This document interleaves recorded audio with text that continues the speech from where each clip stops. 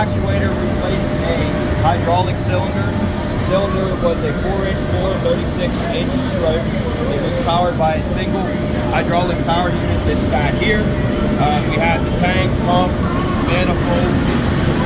We had a proportional valve controlling the cylinder. It worked well to about a 1/4-inch OD of material. From there on, we had sporadic movement over all temperatures of the fluid, etc., caused some issues for us, as well as the standard leaks that come along with the hydraulic system.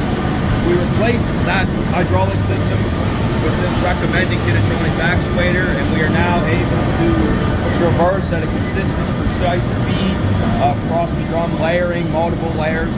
2 to 3 layers is what we do here, and we were able to obtain anywhere from 10 to 20 extra wraps on the drum depending on OD size. So this is layering very well start to finish.